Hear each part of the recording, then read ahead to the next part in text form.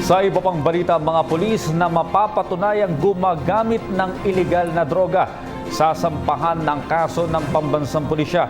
Ito'y matapos na pumalo sa mahigit 140 pulis ang nagpositibo sa ilegal na droga sa harap ng patuloy na drug testing na ginagawa ngayon ng pamunuan ng PNP. Karamihan sa mga ito ay gumagamit umano ng shabu. Ang detalye niyan, narinig natin mula kay Waywaya Macalma live. Audrey, 141 pulis ang nagpositibo sa ipinagbabawal na gamot. Ito mismo ang kinumpirma ng PNP Internal Affairs Service na si Deputy Inspector General Angelo Loterio. Ito'y matapos ang isinagawang confirmatory test sa kanila ng PNP Crime Laboratory. Ang datos ay mula nitong Enero ngayon taon hanggang August 31. Kaya naman ang lahat na nagpositibo ay sasailalim ngayon sa lifestyle check sapagkat maaari anyang nagbebenta din sila ng mga ipinagbabawal na gamot at ilan pa sa mga ito ay posibleng makitaan din ng hindi maipaliwanag na yaman. Katunayan, 10 na ang kanilang iniimbestigahan na sumasailalim ngayon sa lifestyle check. Bukod dito ay kakasuhan sila ng PNP matapos magpositibo at kanilang irerekomendang tanggalin na sila sa serbisyo. Ayon kay Loterio, kasong grave misconduct ang isinampa sa mga pulis na nagpositibo sa drug test sa ilalim ng Violation of Republic Act 6195 o Anti-Illegal Drugs Law.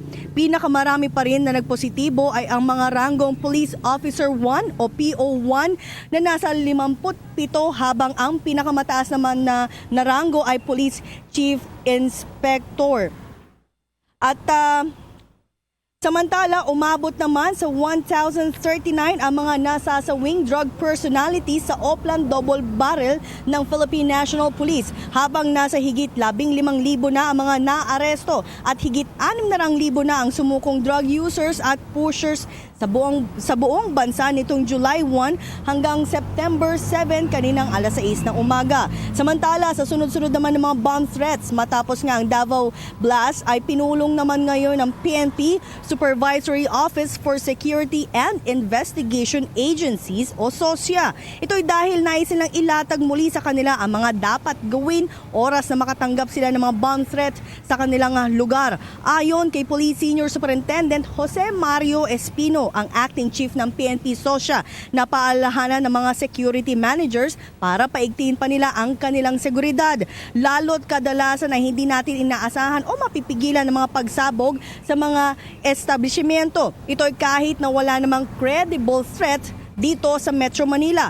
Ipinaalala rin ng PNP SOSYA sa mga security managers ang mga protocol sakaling makatanggap ng banta o may mangyaring pagsabog sa kanilang mga binabantayang establishmento. Umaabot kanina sa 62 security managers ang dumalo sa naturang pulong, kabilang na nga rito ang SM Malls, Fisher Mall, Landmark, Ayala Land, Mega World, Sofitel at Shangri-La Hotels, Resorts World, Landmark, Starbucks, Central Escolar University at iba pa. Kaya naman muling paalala ng mga otoridad sa publiko sa mga nananakot ng mga bomb threat ay maaaring makulong hanggang 6 na taon. Ito'y sa ilalim ng Presidential Decree 1727.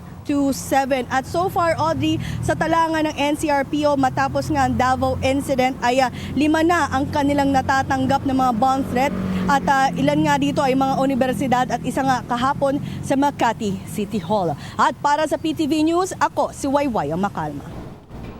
Maraming salamat, Waywaya Macalma. Ako po si Cathy San Gabriel. Subscribe na sa PTV YouTube channel. I-click lang po ang subscribe button.